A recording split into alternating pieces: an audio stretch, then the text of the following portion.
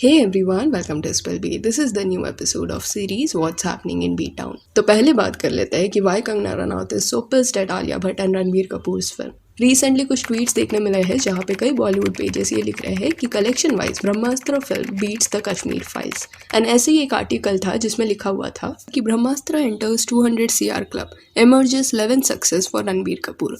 And ये article में ना पोस्ट पैंडेमिक वर्डिक्ट मॉडल के बारे में भी बात हुआ है, जहाँ पे एक फिल्म हिट हुई है कि फ्लॉप वो कैसे डिसाइड होगा इस पे बात हुआ था। तो इसी चीज़ पे रिएक्ट करते हुए Kangana said, post pandemic verdict model specially invented for Karan Johar films. By the way, Thugs of Hindustan earned around 280 CR worldwide gross and its budget was also around 280 CR। लेकिन they didn't spend in PR machinery, नहीं तो with new KJo models no film will ever flop. #just saying। तो कंगना ने ये statement इसलिए मारा because thugs of Hindustan जो film था ना उसे फ्लॉप डिक्लेयर कर दिया गया था, बिकॉज जितना उसका बजट था उससे ज्यादा बॉक्स ऑफिस कलेक्शन वो फिल्म नहीं कर पाई। एंड अभी ब्रह्मास्त्र जो फिल्म है वो भी अपने बजट के हिसाब से कलेक्शन नहीं कर पाई है, स्टिल उसे हिट कैटेगरी में डाल दिया गया है। तो ये जो नया वर्डिक्ट मॉडल है इस पे उसका रिएक्शन आया है।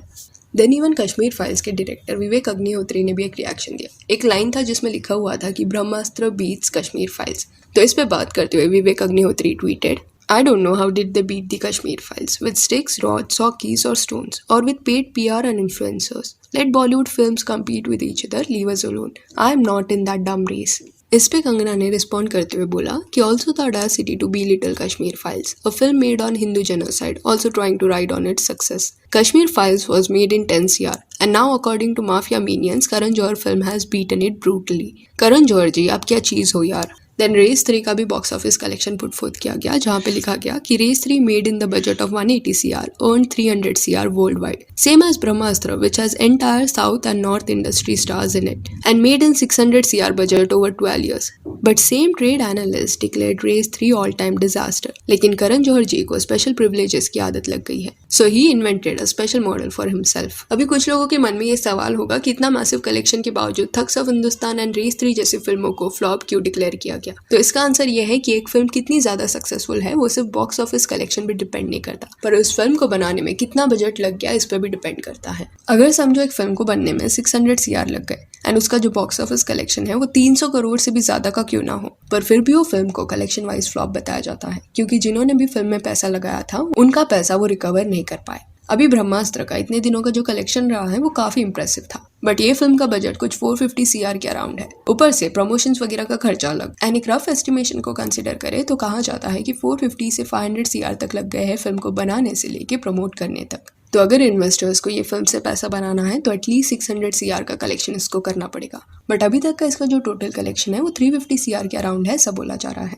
हियर आई वुड नॉट से कि ये फिल्म फ्लॉप गई है, रीजन बीइंग लॉकडाउन के बाद से थोड़ा थिएटर्स का सिचुएशन चेंज हुआ है। अगर ब्रह्मास्त्र फिल्म 2020 के पहले रिलीज हुआ होता तो मे बी आराम से 500 CR का आंकड़ा पार कर लेती, पर अभी पहले की तरह सिनेरियो नहीं है, कोई भी मूवीज इतना कलेक्शन नहीं कर पा रही। तो ऐसे माहौल में 300 CR का कलेक्शन करना is Indeed impressive. And I feel कि पार्ट 1 से थोड़ा लॉस भी हुआ, स्टिल ब्रह्मास्त्र का पार्ट 2 एंड पार्ट 3 आएगा, इन्वेस्टर्स विल इन्वेस्ट। एंड ये इसलिए हो सकता है क्योंकि इन्वेस्टर्स ने ये देख लिया होगा दैट फिल्म को रिस्पॉन्स अच्छा मिला है। साथ में जो क्रिटिसिज्म में मिला है वो डायलॉग्स एंड लव स्टोरी वाले एंगल को लेके मिला है, VFX को लेके बिल्कुल नहीं। एंड अभी दे हैव क्लियरली अंडरस्टूड कि ऑडियंस को क्या एक्सपेक्टेशन है and what they want from part 2। तो ये सब गलतियां रेक्टिफाई की जा सकती है, एंड मे बी जब पार्ट 2 आएगा तो इतना पार्ट 1 जैसा डिले नहीं करेंगे एंड एक प्रॉपर बजट के साथ फिल्म को कंप्लीट करने का ट्राई किया जाएगा। तो पॉसिबिलिटी है कि अपकमिंग पार्ट्स में काफी प्रॉफिट हो इन्वेस्टर्स को, एंड जितना भी उन्होंने पार्ट 1 से लॉस फेस किया है वो अपकमिंग पार्ट्स में रिकवर हो जाएगा। ऊपर से रणबीर आलिया नयान ने एक रीसेंट इंटरव्यू भी दिया था जहाँ पे फिल्म रिलीज होने के बाद जो फीडबैक्स मिले थे उसे उन्होंने एड्रेस किया। अभी जो मीम बन रहा है कि कैसे आलिया बार बार मूवी में रणबीर का नाम लेती है, वो पॉइंट पे even Alia and Ranbir also agree कि फिल्म के शूटिंग के दौरान उन्हें भी ये चीज वियर्ड लग रहा था। एंड उन्होंने आयन को बोला भी था कि हमें पता है हमारा नाम क्या है, बार बार क्यों बोलना है। बट आयान सेड कि जब लोग प्यार में होते हैं तो एक दूसरे का नाम बार बार लेते हैं, समथिंग लाइक दैट। लोग इसका बहुत मजाक उड़ा रहे हैं कि आपने, आई थिंक क्योंकि मैं जब बात करता हूँ ना, I keep taking people's names a lot, कि मेरी आदत है, तो आई थिंक वो स्क्रिप्ट में भी हो गया और फिल्म में भी आ गया। हम दर्शकों को ये भी बताना चाहते कि आलिया और मैं हमेशा अयान से बोलते थे कि यार हम जानते हैं इसका नाम ईशा है, मेरा नाम शिवा है, do we have to keep saying it. तो ये इंटरव्यू के दौरान जैसा उनका रिएक्शन था ना, उससे समझ आ रहा था कि जो भी डायलॉग्स एंड स्टोरी लाइन को लेकर क्रिटिसिज्म मिला है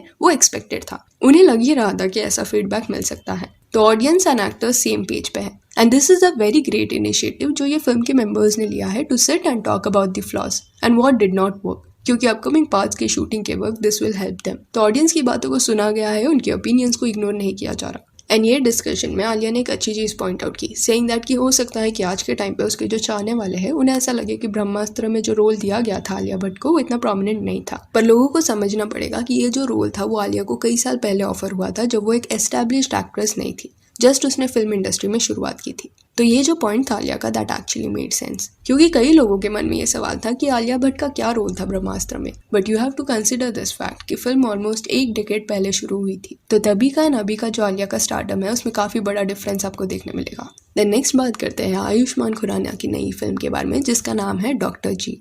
ट्रेलर इसका काफी मजेदार है। एंड अगेन आयुष्मान कुछ डिफरेंट टाइप की फिल्म में नजर आ रहे हैं। I have always loved his choice of films. इस स्पेसिफिक फिल्म का कॉन्सेप्ट मेल गायनोकोलॉजिस्ट के अराउंड है कि कैसे एट टाइम्स ये प्रोफेशन को ज़्यादा फीमेल ओरिएंटेड माना जाता है। एंड इवन पेशेंट्स भी जो होते हैं they prefer female gynaecologist over mail.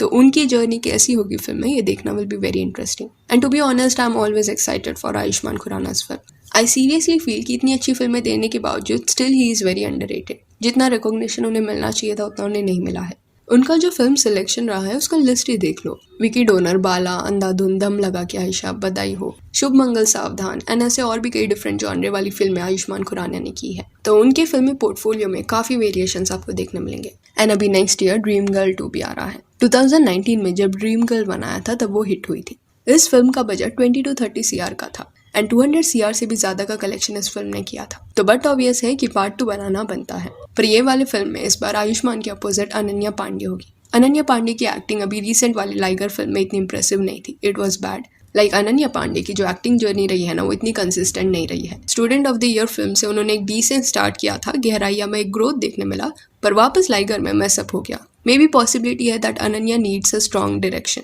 And अगर कोई उनकी गलतियां पॉइंट आउट करता है कि ये डायलॉग थोड़ा अलग वे में बोलना चाहिए, तो मे बी वो वैसे डिलीवर कर पाती होगी। पर विदाउट दैट सीम्स लाइक कि वो एक कंसिस्टेंसी मेंटेन नहीं कर पा रही है। स्टिल लेट्स सी कि आयुष्मान खुराना के अपोजिट उनका परफॉर्मेंस कैसा होता है। And it is also crucial for Ananya that Dream Girl 2 film works. Reason being, जिस तरह लाइगर का बॉक्स ऑफिस कलेक्शन रहा है, उसे देखने के बाद अपकमिंग प्रोजेक्ट्स जिसमें अनन्या को कंसिडर किया जा रहा था, वहाँ पॉसिबिलिटी है कि उसे रिप्लेस किया जाएगा, या तो उसका जो पर मूवी फी है वो कम कर दिया जाएगा। ये जो चीज़ है वो टाइगर श्रॉफ के साथ भी हुआ था। टाइगर श्रॉफ ने गनापत, बड़े मियाँ, छोटे मियाँ एंड स्क्रू ढीला जैसे कुछ फिल्में साइन की है। एंड ये डिसाइड हुआ था कि पर फिल्म का उनको 35 CR to 45 CR मिल जाएगा। पर हीरोपंती 2 के खराब परफॉर्मेंस की वजह से जो फिल्म मेकर्स थे ना, उन्होंने टाइगर को ये बोला है कि वो अपना पर मूवी फी 50% से कम कर दे। यानी कि अगर पास्ट में he was charging around 35 CR to 40 CR, तो अभी he should charge 17 CR to 20 CR के रेंज में। एंड बिफोर हीरोपंती बागी 3 से भी जितना एक्सपेक्टेशन था उतना कलेक्शन फिल्म मेकर्स को नहीं मिल पाया। तो दिस हैपेंस। अगर बैक टू बैक सडनली कोई एक एक्टर फ्लॉप देने लग जाए तो उनका जो अपकमिंग प्रोजेक्ट्स होता है उसमें चेंजेस किए जाते हैं। इसी वजह से dream girl 2 will be a crucial and in a way deciding film for Ananya Pandey.